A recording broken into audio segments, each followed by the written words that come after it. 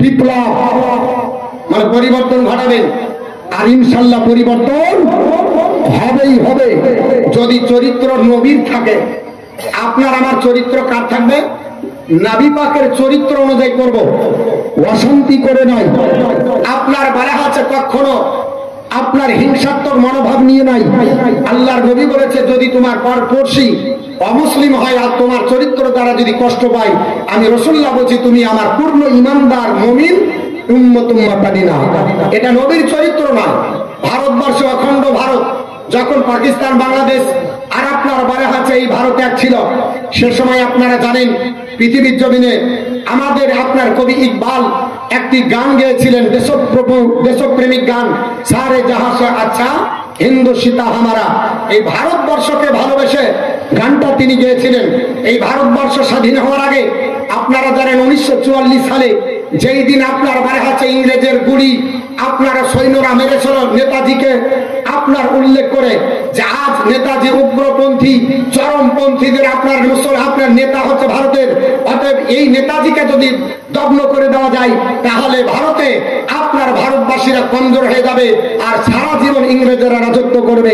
ইংরেজ আপনার সৈন্যর দল থেকে ক্যাপ্টেন লক্ষ্য করে একটা তীরবিদ্ধ করতে চেয়েছিল, আর আপনার বলে হচ্ছে নেতাজির সিনাকে আপনার ইন্ডিকেট করেছিল কি আপনার বলে হচ্ছে সেই গুলিটা বিদ্ধ হবে নেতাজির আপনার বলা হচ্ছে হৃদয়ে। মুসলমানরা হিংসাত্মক মনোভাব যদি নিয়ে থাকতো ভারতবর্ষের স্বাধীনতার ইতিহাস আপনিও বলা হচ্ছে একটু আলগা করুন। সেই দিন একজন চাভিয়ে নেতাজিকে ধরেছিলেন, সেদিন চ্যাটার্জি ব্যানার্জি মুখার্জি ছিলেন না, নেতাজির পাশে যিনি মুখ চাপিয়ে নেতাজিকে ধরে আপনার নিজের শরীরের পিঠে তীরটা আপনার গুলিটা বিদ্ধ করেছিলেন, ওই লোকটির নাম হলো আপনার বলা হচ্ছে নিজামুদ্দিন। কি নাম বললাম? ওই লোকটির নাম নিজামুদ্দিন।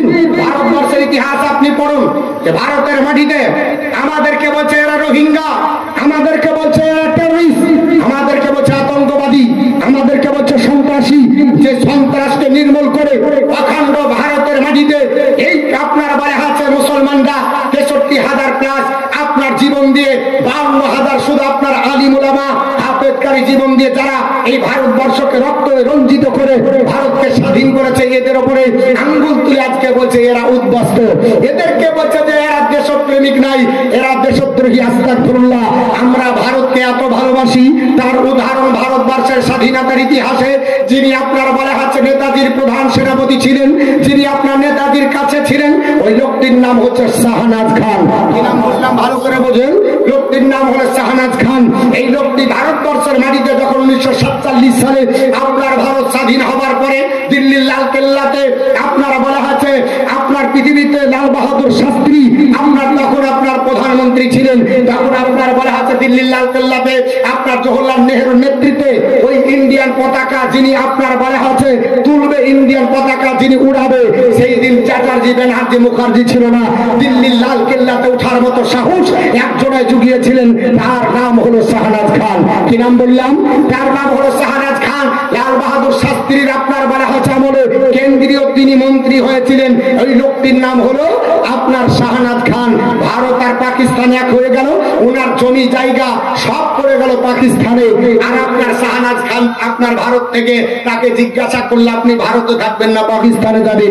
শাহনাজ খান বলেছিল যে জন্মভূমি আমার হচ্ছে ভারত, যেখানে আমার মা আমাকে জন্ম দিয়েছে, যেখানে আব্দুল মালিক ইসলাম পৃথিবীতে এসেছে, এই পৃথিবী ভারত ছেড়ে পাকিস্তানে আমি যাব না। তিনি জমি জায়গা সব ত্যাগ করে ভারতকে মহব্বত করে ভারতে থেকে গেলেন, তার ঘর বাড়ি ওই দিকে থেকে গেল। 1965 সালে ইতিহাস আলগা করুন, 1965 সালে পাকিস্তানের সঙ্গে ভারতের যুদ্ধ হয়েছিল। 1965 সালে ভারতের সঙ্গে পাকিস্তানের যুদ্ধ হলো, তখন আপনার বলা হচ্ছে পাকিস্তানের সেনার ক্যাপ্টেন হয়েছিল এই শাহনাজ খান ছেলে, আর শাহনাজ খান তখন হচ্ছে কেন্দ্রীয় আপনার মন্ত্রী লাল বাহাদুর শাস্ত্রীর আমলে। তখন তাকে জিজ্ঞাসা করা হয়েছিল যে একে আপনার বলা আছে মন্ত্রী পদ থেকে বরখাস্ত করা হোক, পদচ্যুত করা হোক। কেন? যার ছেলে ভারতের বিপক্ষে আপনার যুদ্ধ করবে। উনি বলেছিলেন যে আমার ভারতের বিপক্ষে সে আমারও বিপক্ষে। যুদ্ধ হলো, শেষ পর্যন্ত পাকিস্তানের পরাজয় হয়ে তার ছেলে আপনার বলা আছে গুলিবিদ্ধ গুলিবিদ্ধ হয়ে ভারতের সৈন্যের হাতে প্রাণ হারানো। জিজ্ঞাসা করা হয়েছিল শাহনাজ খানকে, শাহনাজ খা তোমার ছেলের মরা মুখটা দেখবে। উনি বলেছিলেন যে আমার ভারতের দুশ্মন সে আমারও দুশ্মন। এটা ভারতের ইতিহাসে লেখা আছে। আর আমাদেরকে বলছে এরা দেশদ্রোহী। আপনারা কটা সঙ্গ দিয়েছিলেন যেই দিন ইংরেজ নজরবন্দি করেছিল নেতাজিকে? সেই দিন নেতাজি তাদের চোখে আপনার বালি ছিটিয়ে নজরবন্দি থেকে পালিয়ে তখন জার্মানে যান। জার্মানের প্রেসিডেন্ট ছিলেন আপনার বলা আছে তখন কে? হিটলার। হিটলারকে বলল যে আপনার হিটলার সাহেব আমাকে জাপান যেতে দেন, একটা সাবমেরিন দেন, আমি 3 মাস ধরে পানির তলতাল সমুদ্র আপনার পার করে যাব। সেই দিন তিনি আপনার সঙ্গ দিয়ে গেছিলেন। যাবার পরে জাপানে উঠেছিলেন সঙ্গী চ্যাটার্জি, ব্যানার্জি, মুখার্জি, আপনার কোনো ব্যক্তি ছিল না। সেই দিন যে আপনার বলা আছে নেতাজির সঙ্গ লাভ করেছিলেন সেই লোকটার নাম কি? ছেলেটাকে মুসলমান আবিদ হোসেন। ওঠান ইতিহাস।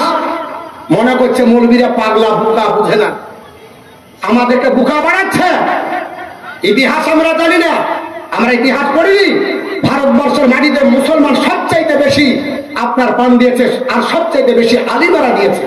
আর আজকে বলছে এরা রোহিঙ্গা, আজকে বলছে এরা দেশদ্রোহী। আমরা দেশদ্রোহী না, দেশপ্রেমিক গান আমরা গেয়েছি। এবং এটাও লেখা আছে হাদিস লাই, তবে এটা লেখা আছে ইউহিব্বুল ওয়াতনি ফিল ঈমান। এটা হাদিস না, কিন্তু একটা কোটেশন যে নিজের মাতৃভূমিকে ভালোবাসে ঈমানের অঙ্গ। আমরা দেশকে ভালোবাসি, আমরা দেশকে শ্রদ্ধা করি, আমরা দেশের কানুনকে মানি, আমরা ভারতবর্ষের সংবিধানকে মাথার তাজ বলে মানি। তবে যদি কোরআন বিরোধী হয় তাহলে মানতে পারবো। ভালো করে কোরআনের যদি বিপক্ষে দেয় মানবো না। আসুন বাপ।